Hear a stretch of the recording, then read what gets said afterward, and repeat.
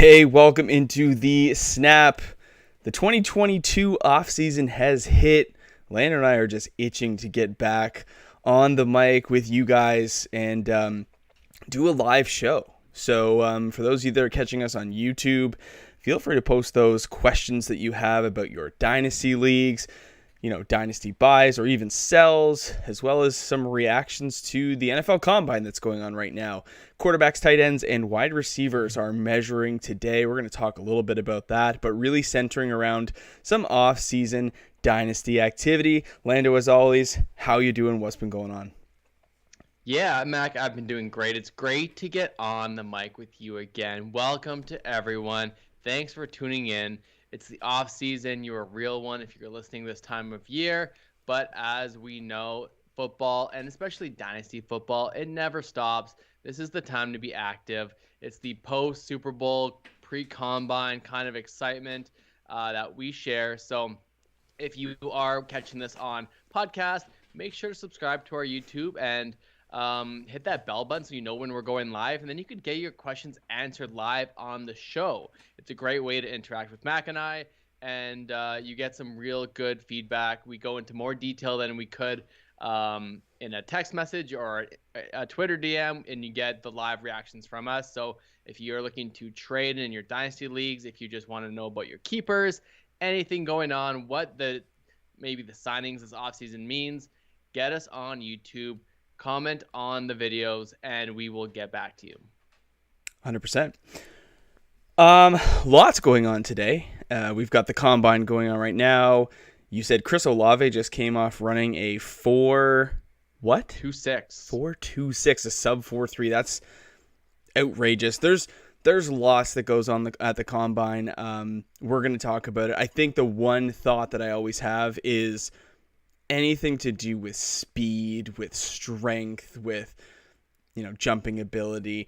I take everything with a grain of salt. Obviously, the things that are fast, like a 4.27, 40, that's enough to turn your head. That's interesting. Someone who doesn't run well, like David Bell ran a 4.62. I take those with a grain of salt because that's not why I like David Bell. I like him for other reasons. He doesn't win with speed. He wins other ways. And so I think you can't overreact too far either way, but I think some of your league mates will, and that's something that we'll talk about. But I tend to take everything with a grain of salt. Unless you're Jamar Chase, then everything is just great.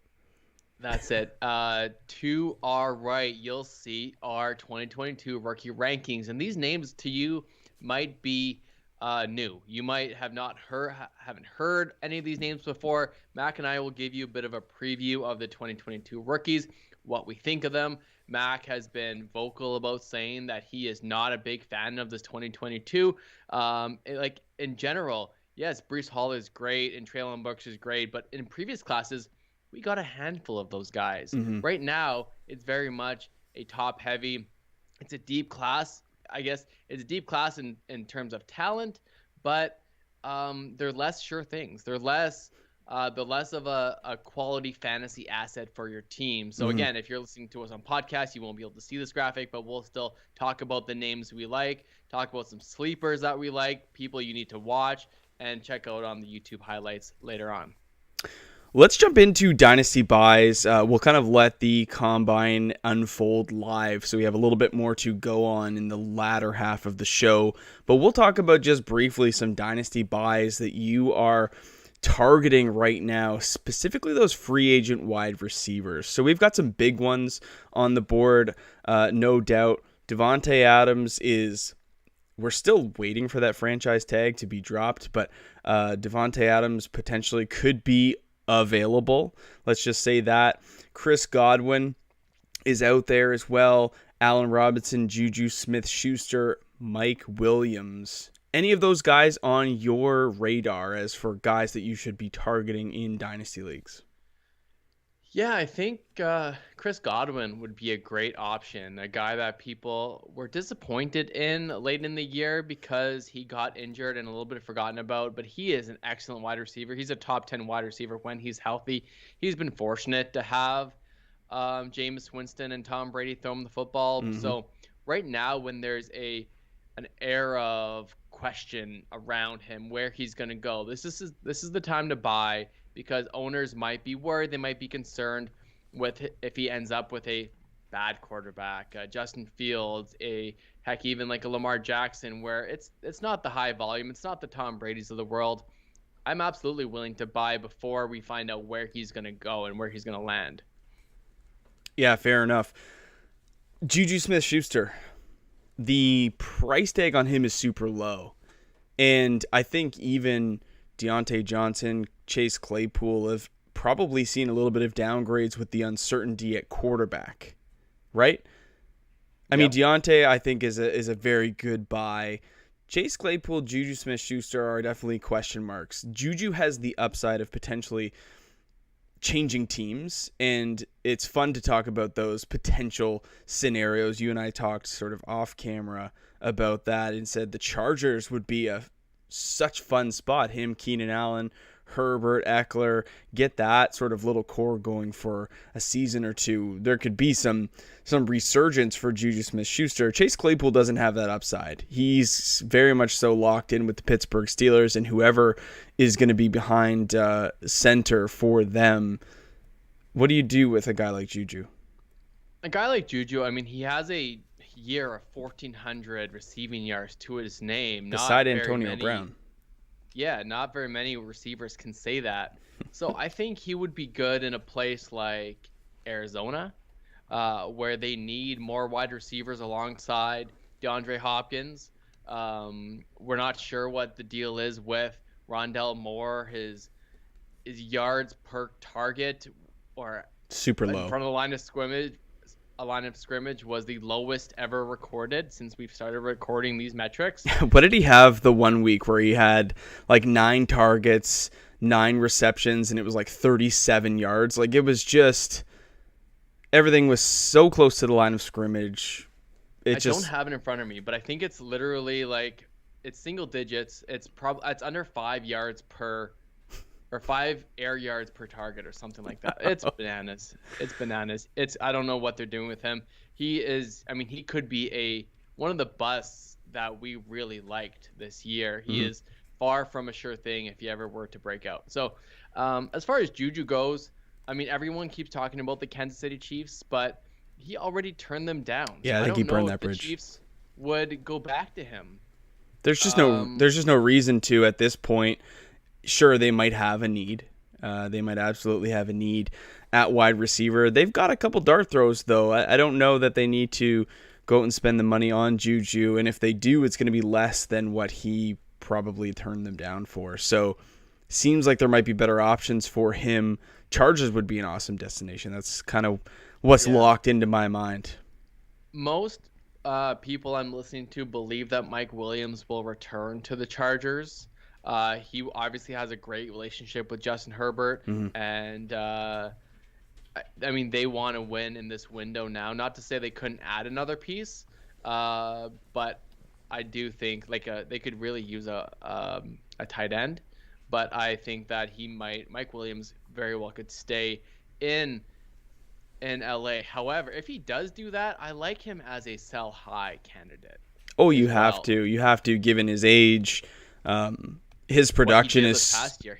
So good. He had such a good year. Such a great start, and a lull in the middle, and not kind of an underwhelming finish. But for a while there, he burned very bright. He was a part of one of the trades that you made in a Superflex Dynasty League. You got him and you got Herbert, which I love the move for you. But sitting now with Mike Williams, you're like, man, if I can trade him, I absolutely probably would. Once he gets that money, that he's going to make a lot of money this year, probably with the Chargers. They have the room to do it. And given that contract, that's when you take the opportunity. He's in the news. You shop him to your league mates. Yeah. Now, Chris Godwin, I think, is my most notable free agent wide receiver. If I could try to acquire, I absolutely would. Given that I think no matter where he goes, he's going to have an opportunity share. I don't think there's anywhere that he could go in the league where Chris Godwin doesn't see 20+% of the targets. He's been that guy, reliable. He suffered a pretty brutal injury at the end of the season, but he's 25. He's going to be fine. He's going to recover. That's not going to be an issue. That ACL is not going to be an issue for any team wanting him. Where do you think he goes? Where's kind of best case scenario? Do you think he could go to a team like the Raiders? I know does on paper that's not sexy, but he would be the number one. I mean, alongside Darren Waller in a competent offense. I honestly think he stays put. I think he re-signs with Tampa. And you're okay with that? I am okay with that. I'm fine with that. It's a matter of who Tampa Bay can get at quarterback. Maybe they drag Brady back, but I think he goes back to Tampa. And if he doesn't, Mike Evans will be a strong buy for a contending team because he is just going to get a load of targets. He'll be really the only option left in that offense. You got to think Gronk is gone. Godwin's gone.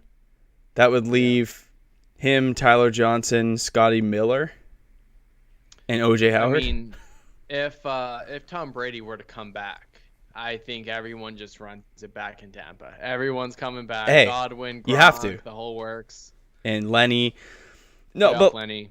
Here's a good question. In all seriousness, if Tom Brady is on your dynasty roster, at this point in time, are you cutting him? This is a great question, and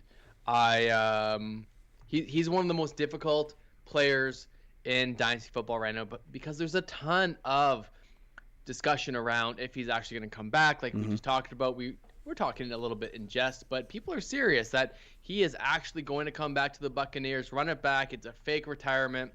It's all publicity stunt. But I think he does stay retired.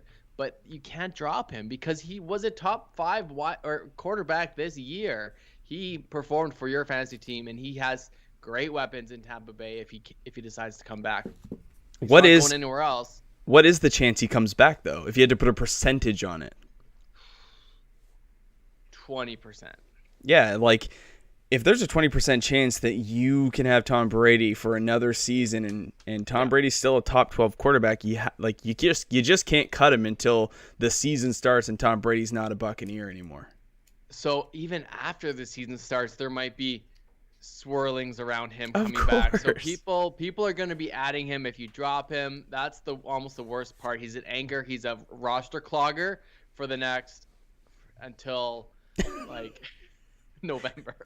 Like you said earlier, people pick up Andrew Luck for S&Gs too. So yeah, it's a good question. It's one to ask. I have Tom Brady on a couple dynasty rosters. I am not dropping him yet. I'll make that decision in September. But if there's a chance he comes back, that's a piece that I can potentially put into a deal to sweeten it. I can sell some hype, or I could just keep probably QB1 on my roster. And so, Mac, I gotta ask you a tough question because you asked me off camera, and I had a hard time doing it. So I gotta turn it back over to you while we're live. Thanks, man. On YouTube. Allen Robinson. Yeah. So after you give me your spiel about Allen, you need to rank Robinson, Juju, and Mike Williams on who you want most. Rank them 1 through 3. Right now, as it stands, we don't know where any of these players are going to go. Let me hear it. What do you do with Allen Robinson? Because he was an absolute bust. He was the bust of all busts this year. Anyone who drafted him kind of checked out of football at the end of September. Man. And like I heard some stories that Allen Robinson said that he was just kind of schemed out. Like he just wasn't a part of the offense. Why you would franchise tag a guy and then not like use him in the off? I just don't understand. Whatever. I mean, Matt Nagy is gonzo. So I think with Allen Robinson, like you have to realize last year he was coming off his second best season as a wide receiver, other than that outlier 14 touchdown, 1,400 yard season. Allen Robinson still got it. I still think he's a really solid wide receiver. He just needs to be put in place to succeed. I really don't think that was the case with Chicago last year, struggling with a rookie quarterback and trying to establish a run game and get another guy like Darnell Mooney involved. I just think Allen Robinson's time with the Chicago Bears is past. And moving teams hasn't been the answer for a lot of wide receivers, and it's not something that a lot of people do with success. But how much worse could it absolutely get for Allen Robinson? Oh, it can't. Like, you're just not playing football. You know, there was a string of weeks when he did play up until I think it was week 7 or week 8 where he was just like 3.5 points, 5.5 points, 4. Like, oh, he was 2 for 18 this week. He was 3 for 30. Like, can't start him. You can't start him, but he's Allen Robinson, so you did. And I fell into that trap, and it sucked. What would I pay for Allen Robinson? I think most people would just be at this point willing to get rid of Allen Robinson. And would I give up a high value second for him? Yeah, I would. I absolutely would. Especially in this class. You look outside the top 12 coming up. You know, it's like John Mechie, and Christian Watson. Yeah, like these are guys that I'm not starting anytime soon, but I would be starting Allen Robinson if I traded for him. And if I make that trade now and Allen Robinson gets, signed by the Chiefs, well, I mean, let's go. Now you're laughing. Yeah. You can instantly sell and make your pick back and more if you wanted to do so, or you could see how it turns out. But Allen Robinson, I definitely still think is a good football player. I just think the Bears were a disservice to him. So who am I ranking? Who am I ranking? Yeah. A-Rob, Juju, and Mike Williams? Yeah. That's how? Dynasty purposes, I would put Juju ahead because he has more time. I would lean Juju because he has more time, and then I would go Robinson, and then I would go Mike Williams. Yeah. Yep. Now, in a redraft league, you could flip them all, especially if Mike Williams resigns in LA. But no, either way, absolutely true. Either way, it's a great question. So we have Type Xander in here talking and asking us a question. He must be new to the channel. I'm not sure if he subscribes or not, but thank you for coming in. We do answer questions live on the show, and we're willing to do this right now for you. But you got to make sure you keep watching and keep asking questions, and we'll get to your questions later on when we have a chance. So he has a great question here. How do you value Patrick Mahomes compared to Justin Herbert in Dynasty's Super Flex? Yeah, I love this question. I mean, Justin Herbert skyrocketed rankings this season. He's similar to Joe Burrow, but Patrick Mahomes has been kind of the consensus 101 for so many years. How do you compare these two quarterbacks for fantasy football Dynasty Superflex? For Dynasty, especially Superflex, they are in the same tier for me. They're top tier quarterback options. Justin Herbert, shown that he can produce at an elite level, has 24 years old, a very bright future. He's young. Pat Mahomes has the same thing. He's got a little bit less time, but we're grasping at, we're splitting hairs, let's just say that, given that their careers are going to be probably another 10 to 15 years each. So these are guys you're going to have on your dynasty teams for a long time if you decide to ride them out. They're in fantastic offenses, top 10 in the league. They're both mobile. Like, they have big arms. They check all the boxes. And I think Herbert is the guy that's probably impressed most people after winning Offensive Rookie of the Year and then having a pretty solid sophomore season as well. So I don't think there's much difference between the two. I think Mahomes probably would garner more just because of the name value and his success so far in a young career. But, man, I think I'd put Herbert in tier on par with Mahomes and Josh Allen. Yeah. If I owned Patrick Mahomes and I was trying to make a trade for Justin Herbert, that's the kind of deal I like to make, because you can get Justin Herbert plus players for a same tier quarterback, because Patrick Mahomes has the big name. He's a stud. He's the best quarterback in football. He'll be the 101. So if you can actually get more if you trade away Mahomes, that's a deal I love to make. I'm not trying to acquire Mahomes for multiple pieces, especially having to give away Herbert. I'm just going to stick with Herbert and love that I have a great dynasty quarterback, one of the best in football. Oh, dude, absolutely. The one other guy that I wanted to ask you about, if you're making a move on, Calvin Ridley. Yeah, we got tagged in a tweet earlier on. One of Twitter? our listeners, Twitter Turks, I think he's a Snap Army member. He asked if we would trade a 207 for Calvin Ridley, and I said absolutely yes. Yes. Absolutely. If you're selling Calvin Ridley for a mid-second, especially this year, forget that. Any year, I think you got to realize that the upside with Calvin Ridley is still wide receiver 1. Nobody that falls in the second round of this class or even next year's class has that same upside. I'm sorry, they just don't. Like, would I rather have Justin Ross or Calvin Ridley?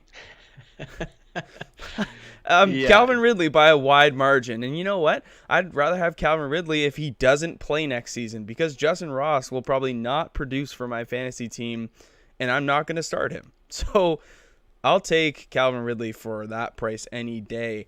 I do think, though, that his price is potentially late first. And I don't think that you should sell for that. Yeah, I'm looking at these guys like Chris Olave, George Pickens, David Bell. I would rather take a guy that I know that commands targets in the NFL.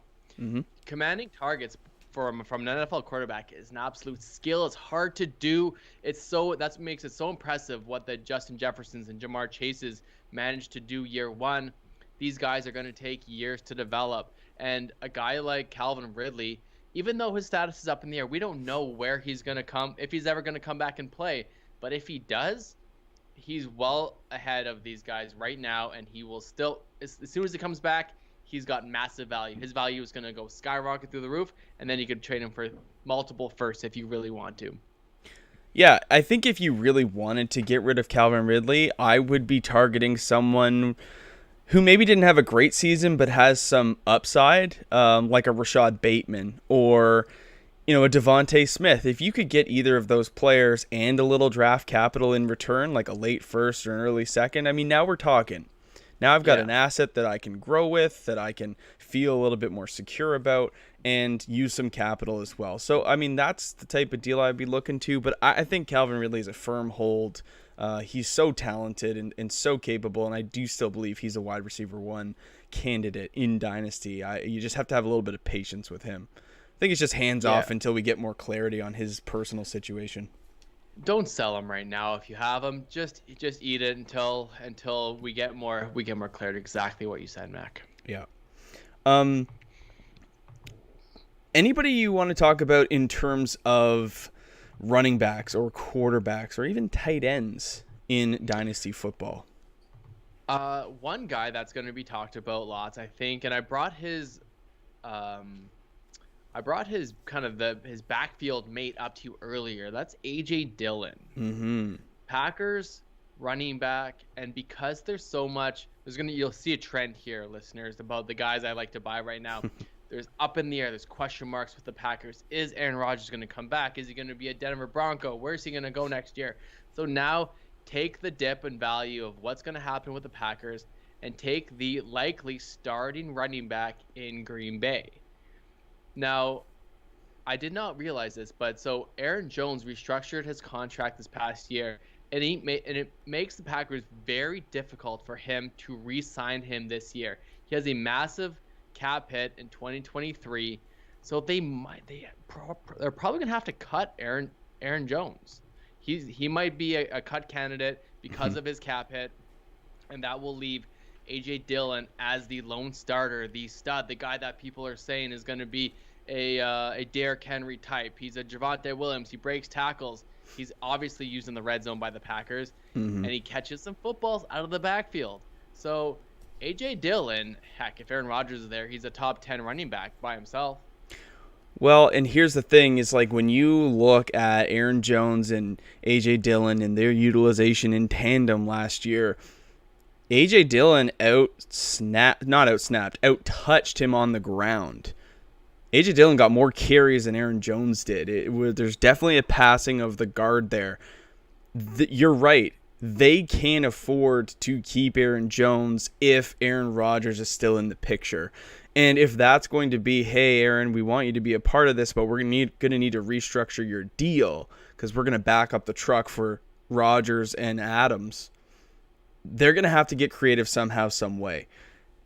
I thought that contract that they signed Aaron Jones to at 26 years of age for 4 years, $48 million was ridiculous. And another perfect example of poor management in Green Bay. As a man who owns a share right here, the paperwork is right there, who owns a share of the team, I should have some say, but I don't. And we're now stuck in a huge hole. I think they're $50 million over the cap. They got a lot of work to do. If Rodgers right now, Aaron Jones has a $20 million cap hit next year. Yeah, so they're gonna have to get creative somehow, some way to make this happen. And you're right. So AJ Dillon at the running back position could be a really, really nice buy. I'm not against that whatsoever. Yeah. I'm What kind about of you, Mac? I'm kind of for trading for Travis Etienne, to be honest with you. Ooh, I was thinking about that too. Well, this afternoon. Yeah, running backs drafted in the first round, in the last decade, other than Rashad Penny, have gotten starting workloads right off the rip. Najee Harris went 2 picks, 3 picks before Travis Etienne did this past year, and just got the world of an opportunity. James Robinson tore his Achilles. James Robinson, by default, was the only option for the Jags the past 2 seasons. Burn Bright, his rookie season, was looking decent this year, but that injury is catastrophic. Cam Akers just didn't have the juice and the jump that he did previous, even though his comeback was super quick and pretty impressive as itself. But Travis Etienne is healthy, is rested, has more time to prepare for his first official rookie season, and I think people have forgotten about him a little bit. So I'm going to take Travis Etienne, and I'm going to try and buy him. And I think I would sell a guy easy like Cam Akers to do it. Interesting. So you'll be able to get lots more than Travis Etienne. I think so. That's the kind of deal I love. Travis Etienne was one of the best prospects we saw this past year. He was on par, equal to a Najee Harris, just a little bit younger, and played with one of the greatest prospects we've ever seen. Not sure about NFL quarterbacks yet, but I love the Travis Etienne buy. I think that's a great option, and I think you can absolutely get them. The Jaguar stink is real, and it's on Trevor Lawrence and on Etienne and everybody. And plus, people still like James Robinson. I think he's going to come back. So, heck yeah, buy Etienne if you can. Yeah. Now, but selling a Cam Akers. So, what you saw from Cam Akers in the playoffs, that really turned you off of him. Is that accurate? No, that wasn't the only thing. I certainly did like when he returned that he got 24 carries his first game back. I mean, that was great. But what did we see as the Super Bowl run continued?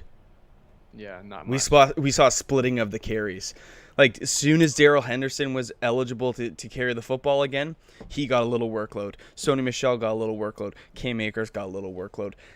Cam Akers looked good for considering he had an Achilles tear and surgery and recovery 5 months. That typically is a year-long recovery. The dude did it in 5 months. He came back, won a Super Bowl. He didn't have the same explosiveness, and that's a typical side effect from this type of injury. So I take that into consideration. I take in the committee approach that Sean McVay looks to have. I don't know, man. Cam Akers is going to get opportunity, but I don't know that it'll be to what Travis Etienne will get. And people love Cam Akers, and myself included. So yeah. Cam Akers, you can sell him in a heartbeat. He is going to be the easiest guy to sell. There's going to be tons of hype around him. The reigning Super Bowl champs. There was so much hype for Cam Akers coming out of college, and what he did is his rookie year. So absolutely, I think that he's a great Interesting sell. I don't say he's a great sell candidate, but he's an interesting guy that you could sell no problem. I'm also considering selling Najee Harris in a couple leagues that I have him in. For the main fact that Najee Harris was a 23-year-old rookie, he's going to be 24 next year. And if I can take Najee Harris and turn him into a player and a pick or multiple first-round picks, I think I'm going to do it, especially if I'm in a position in a couple leagues where I'm like rebuilding. By the time my team's ready to compete, Najee Harris will be no good to me. He'll be like Zeke Elliott right now. Imagine trying to sell Ezekiel Elliott right now. It's near impossible. No one wants to pay sticker price for a guy of that caliber, of that resume, that name value. It's hard. Yeah. So I mean, we talked about the Pittsburgh Steelers before. Their situation is one that has question marks, and I am likely going to try to stay away from. Their O-line isn't going to get better overnight. We don't know what's happening at the quarterback position. Yes, Najee is going to get a ton of volume, but I don't know if it's going to be good volume. There's going to be a lot of growing pains going on in Pittsburgh unless they somehow manage to get a great quarterback, which is unlikely. On-topic question from one of our members, Chris Timmons. He's trying to buy Travis Etienne. He's got great draft capital here in this class, 101, 104, 105, 109, 112. Mm-hmm. What would we give up? He's rebuilding. What would we give up in this rookie draft to get a guy like Travis Etienne? So here's what I'm thinking, Chris. At the 101, you absolutely have to draft Breece Hall. Yeah. It's a definite yes. 104, 105, you're looking at, based on our sort of rankings here, you might get an Isaiah Spiller. You might get a Garrett Wilson. I've seen Garrett Wilson go at 3, though, too. But a Drake London, Garrett Wilson, Isaiah Spiller combo would be great. Jameson Williams is definitely going to be in play as well if you want to do that. I would probably give up the 109, 112 if that person would be willing to do that for Travis Etienne. 2 draft picks? Yep.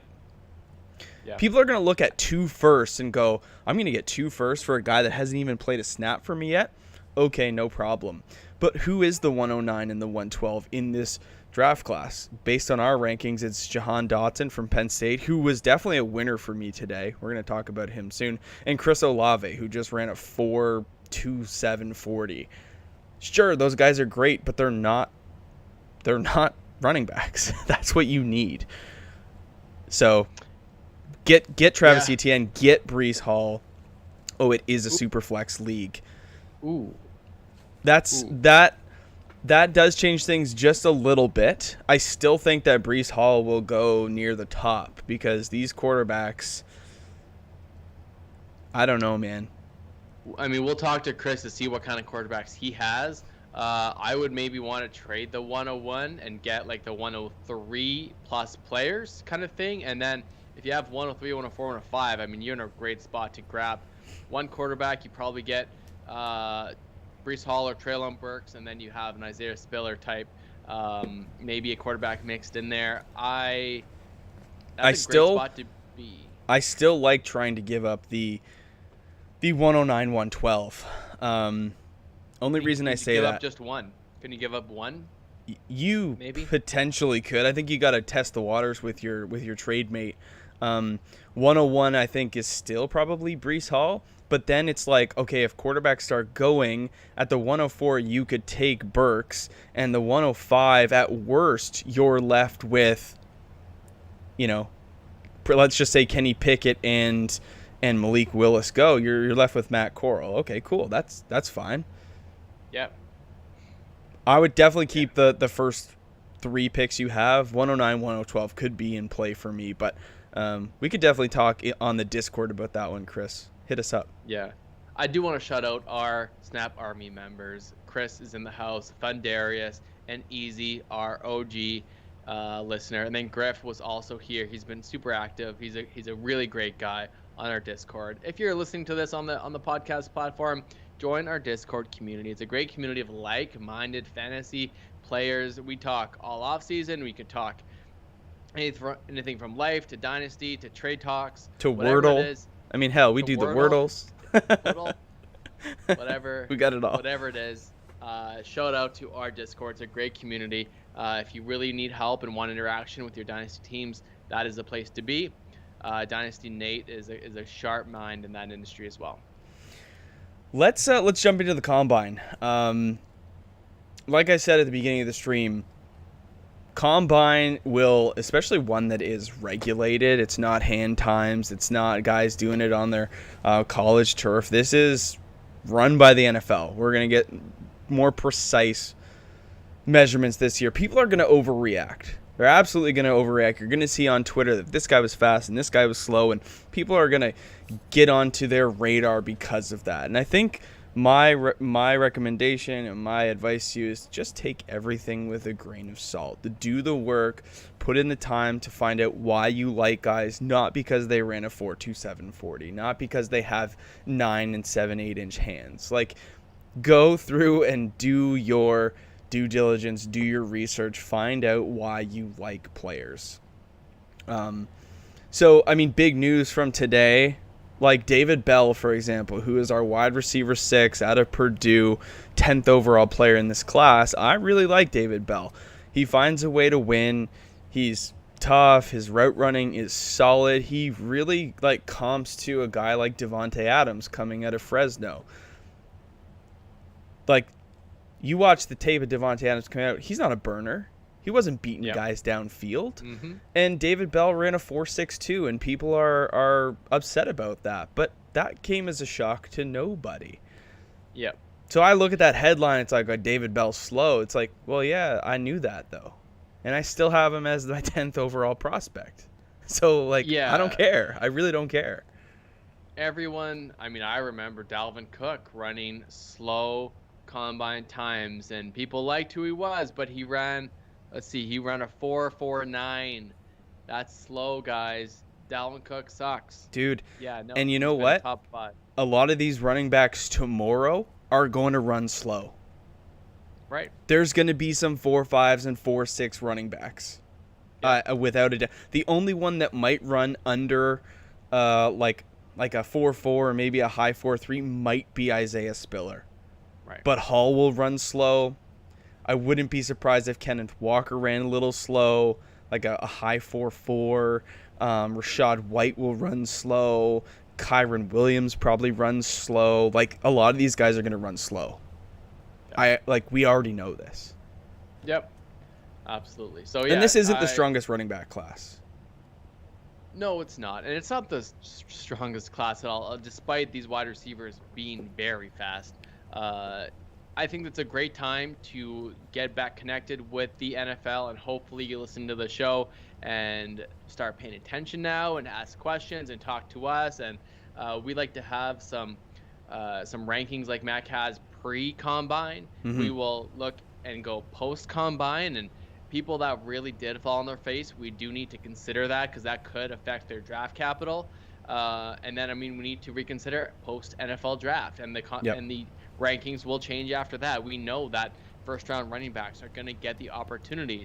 Similar with wide receivers. If you get drafted first 2 rounds, you're going to at least get a chance to play on the field and get targets. And some guys, a lot of players that we liked last year early, had to fall down the rankings because of the lack of draft capital. Mm-hmm. Yeah, so a question in the comments from Thundarius. Anybody that you're high on, any draft picks that you really, really like? I think we both really like Traelin Burks. I wrote an article, which is on our website, that we have not yet released. It's sort of in the works. But I wrote a little article to preview for you. It was about the top 2 prospects at each of the most fantasy relevant position, wide receiver, running back. And I basically said, look, Traelin Burks is my wide receiver 1. I was speaking for Landon too, completely unsolicited. I agree. He is my wide receiver 1 as well, for the record. But in my opinion, he's not the most polished receiver. He's not the most guaranteed thing. He's actually quite raw. He's definitely an athlete. you want a guy that has polish and will be the safest pick for your capital. I mean, go with Garrett Wilson. He just ran a low 4.3. He's got all the polish in the world. He's NFL ready. He won't disappoint you. Traelin Burks could have a rough go. Yep. And for some people he ran slow. He ran a 4.5 unofficial 40 time. His first one was 4.55. People were freaking out that Traelin Burks ran slow. I've seen a lot on Twitter. People are down on Burks. Why are they so high? And you're going to see a lot of rankings coming up to the NFL draft be all over the map. Yep. A lot of people have Isaiah Spiller as the 101 and Traelin Burks as the number 5 wide receiver. Right. There's not a lot of consensus. I think we're pretty chalky-ish with the top 2. Yep. To me, I think it's obvious and clear and obvious. To others, it's not, I guess. But we're Breece and Traelin Burks. I would even consider Traelin Burks first. So, Mac, this leads me to my next point. If you're a rebuilding team, should you be looking at wide receiver? Should you be looking at this good, fast wide receiving class in the top of your rookie drafts rather than go on running backs who we know have a shorter shelf life in the NFL? And although their values might go up quicker with the opportunity, should you be considering wide receivers if you are rebuilding? I think it depends on your team, but you think of the shelf life of a running back, top running back versus a top wide receiver. The wide receiver is probably at least double if they hit. You know, like let's examine a Najee Harris versus a Jamar Chase. Najee Harris, 23. He's going to be an elite running back for the next 2 to 3 years. And Jamar was the Chase, 101 last year. Yes, 101. Jamar Chase was, I think, the 102 consensus. Jamar Chase is going to be an elite wide receiver until he's 30. You've got 8 years. Jamar Chase just turned 22, like yesterday. You've got way more time. And so those assets typically mature later. But if you get a guy like Jamar Chase, newsflash, there's not one in this class. Justin Jefferson, Jamar Chase are complete outliers at their position to hit the way that they did.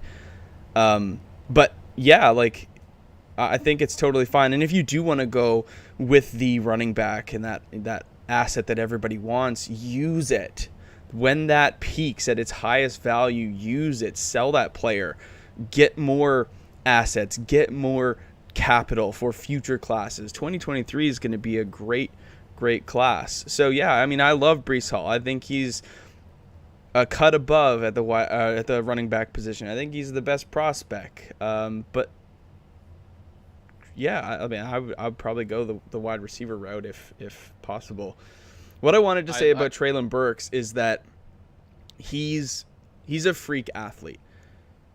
But he's raw. Like he didn't run the best, most developed route tree in college. He's not the most technical football player, but for what he lacks in technicality, he makes up for big playability and athleticism and contested catching. The only thing I would want to see him do a little bit more is extend plays, do a little bit more yards after catch. That's really it that he lacks for me. And people are going to be down on him, like you said, for his speed. Let's examine 2 other players that he is being comped to. A.J. Brown is one, Deebo Samuel is another.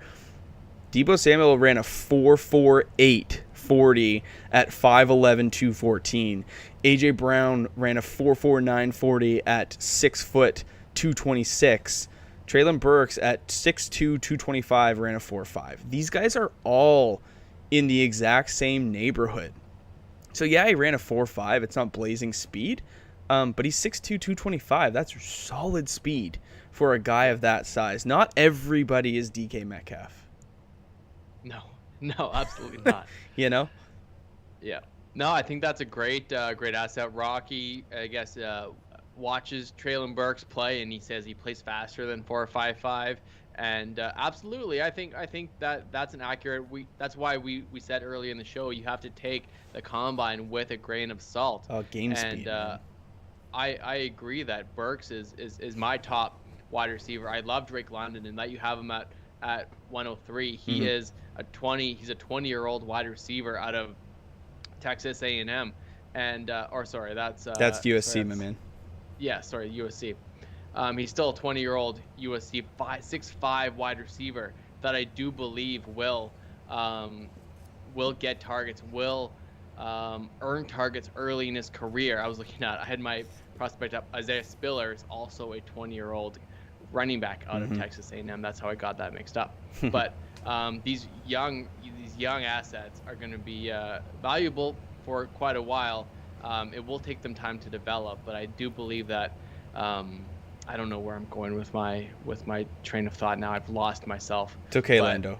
It's early. The rookie fever has hit early. I am definitely well ahead of the curve. I've been hungry. Even though I don't love this class, I've been trying my best to put in the work and figure out who I like and who I don't. And while I definitely don't really love this class, I think that the top assets, the Hall, the Burks, the London, the Wilson, the Spiller, even Jameson Williams, I think those guys are really solid. Yeah, his injury's unfortunate. I would have loved to see him test, and he might fall because of it. But I do still think he'll be highly regarded. Jahan Dawson is somebody I'm definitely rising on. Anybody coming out of Penn State is easy to root for, you know? So. What about a guy like Brian Robinson? Mm-hmm. He, coming out of Alabama, 22, is up 23 years old, 6'2" running back. I think he's got a really good opportunity to get an opportunity in the NFL. He had 1,300 yards on the ground, 300 receiving yards in his final year. Obviously, he's a 5-year player in college, so we don't love to see that. We like to see early declares, but I think Brian Robinson is someone to kind of look at later in your drafts, maybe late second round running backs, maybe early third, but I think he's going to get some hype. Yeah, coming to your rookie drafts. He could. I mean, I was never impressed with him in college. I just, he had an unfortunate string of years where he sat behind some pretty elite running backs and then stuck around, grinded out, finally got his shot, got to a national championship. I mean, he put his nose to the ground and he worked, and yeah, he's declaring, but I don't think he's going to be a very solid NFL running back. I think he's maybe a hair slow. He's not as physical as I would like him to be. Kind of like James Cook too. Like, these are both senior guys. I'm not interested. I'm going to be hands off on those guys, Yep, I'm trying to be realistic with those two. No, yeah, I think that's fair. A little bit of a plotter rather than a guy with explosive upside. It's a stout analysis. You've done way more work than I have on these rookies.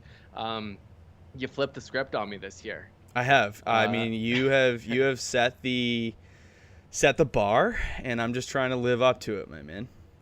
Love it. Any who do you like as a dark horse, a late round pick, a guy that we need to be watching? Maybe not a late round pick, but a guy that the listeners might not be familiar with right now. Yeah, and I think that this is just basically what I've seen from tape, and I'm just going through, and I shouldn't even say tape because it's not. It's like what I can find on the internet from this player. But Damien Pierce is a senior running back out of Florida, who, depending on where he lands and what round he gets drafted in, I don't have high hopes. But if he can be drafted in like the 5th or 6th round, I think that would be fantastic. Take a flyer on a guy like an Elijah Mitchell. I think Damien Pierce is somebody that I will be interested in, and you'll see him here. He's just inside the top 24 at 23 for me anyways. Okay. Yeah, he's a raw guy too, and his numbers aren't going to jump off the page at you. Like, not at all. No, I'm looking at it. Not at all. You wouldn't look at the box score and be like, oh, Damien Pierce, look at this production. It's just not there. It really isn't there. But, I mean, he's a pass catcher. He's fairly explosive. There's a lot that that jumped off the page. He runs really good routes too. Like he's a bigger dude, but he runs really smooth, solid routes. And I think if you look into the NFL game where pass catching is becoming so prevalent, especially at the running back position, you're going to need guys that have that, you know? And so I think that he could profile as a really nice scat back. So I'm interested in Damien Pierce. I'll take a shot on him as a nice compliment in any backfield. Yeah. And we've said this before, and it's pretty obvious. I mean, later round picks in your rookie drafts, it's great to pick running backs because it doesn't take much to get them the opportunity. They don't need to be an all-star talent to earn the opportunity. We saw that with Chuba Hubbard this past year. What all that happened is that Christian McCaffrey went down and he gets the touches. He doesn't need to necessarily earn the touches through route running, beating your man coverage, getting open in traffic. He gets literally handed the ball. He doesn't have to get open in the secondary. So I mean, just a general rule of thumb when doing your rookie drafts, take these guys that Mack's talking about. Even a guy that we don't love, Zamir White out of Georgia. Hey, he might get the opportunity eventually, and he's, I mean, better off that than a wide receiver like Alec Pierce or like Romeo Doubs. I'm finding names that are late in You're just throwing shade at people for being on this list. Kevin Austin, these guys that may never get the targets. It's very hard to get the targets late for late round rookie wide receivers, but it's easier to get the opportunities for late round rookie running backs. And maybe that's obvious to people, but I think it should be said. I think the one other thing that you have to take into account is what other things do they bring to the team other than what they can do for you offensively.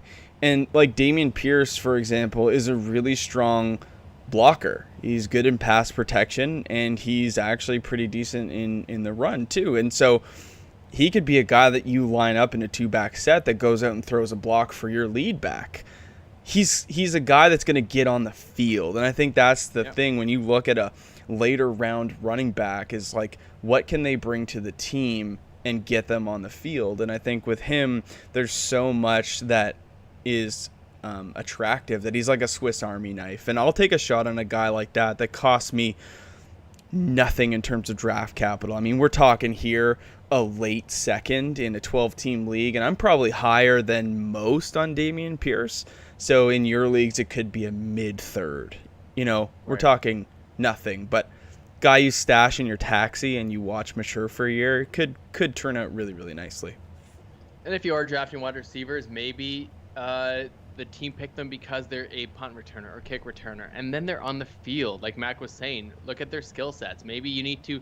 That's how Tyreek Hill got the opportunity in Kansas City, is because he returned kicks for his first season, and then how could you not get this guy the football? So that could happen in this class as well.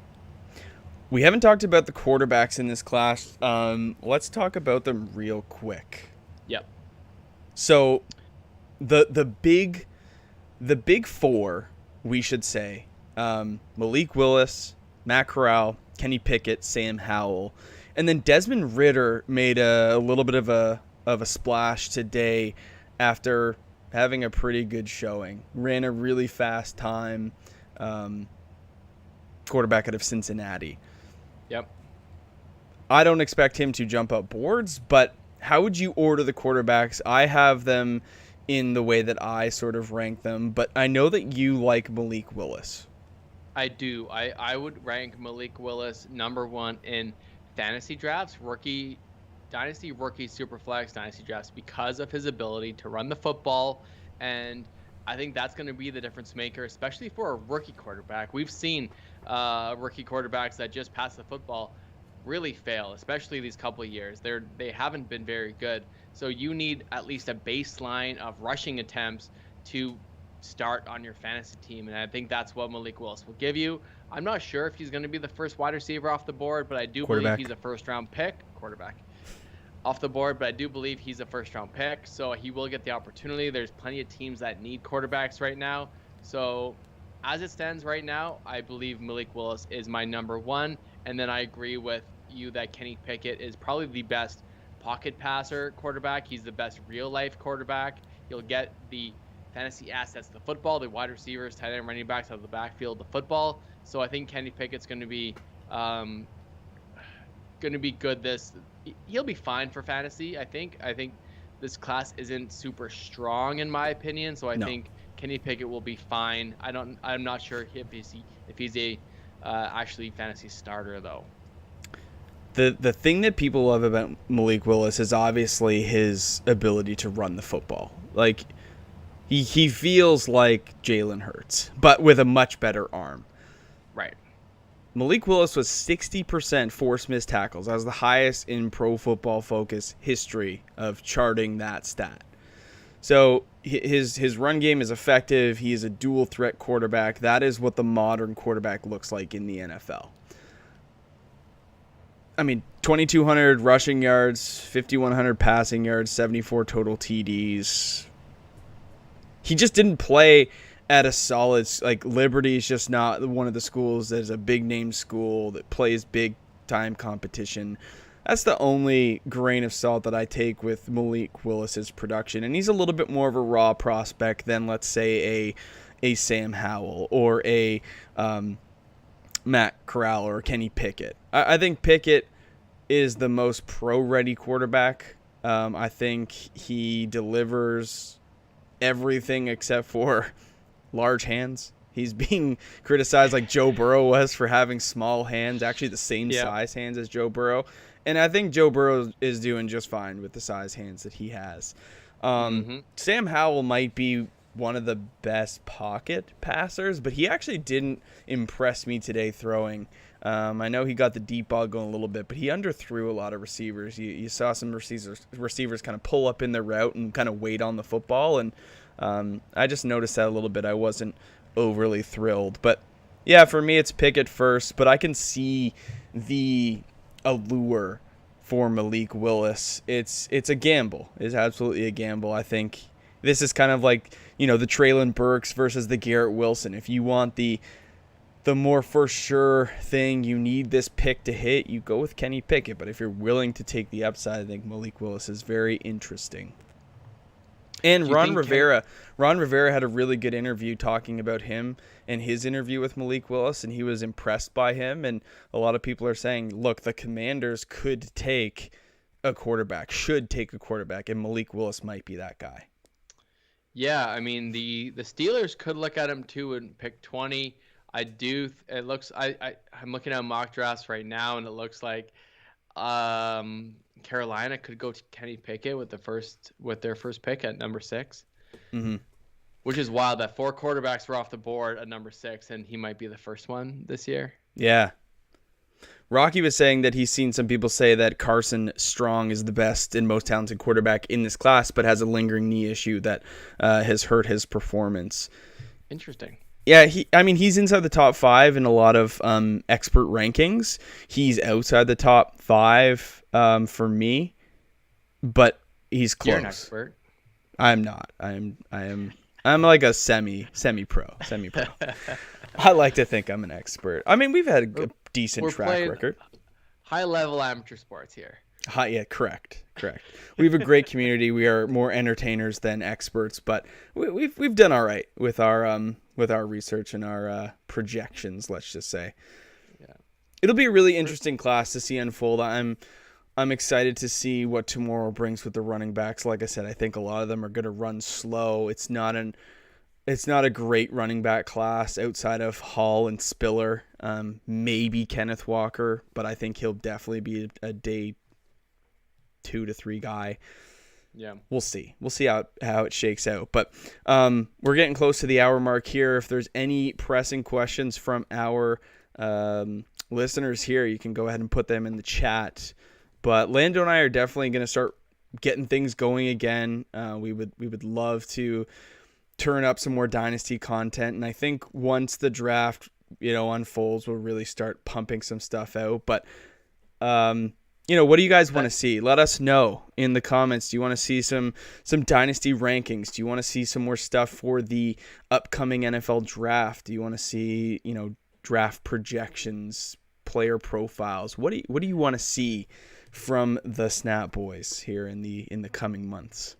Yeah, the NFL draft is kind of really when the season starts up again. It's end of April right now. We will absolutely try to do more, and I'll be actually with I might be with Mac this time next week to do a live show together if our partners let us do that.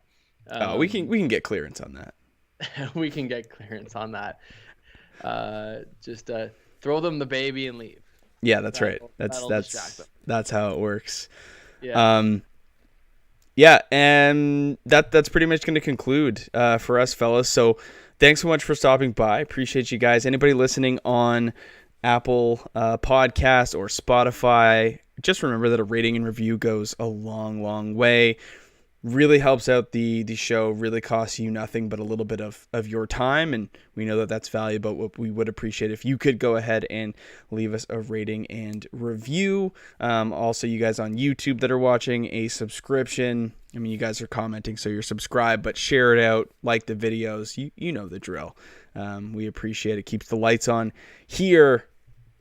Any parting words, Lando?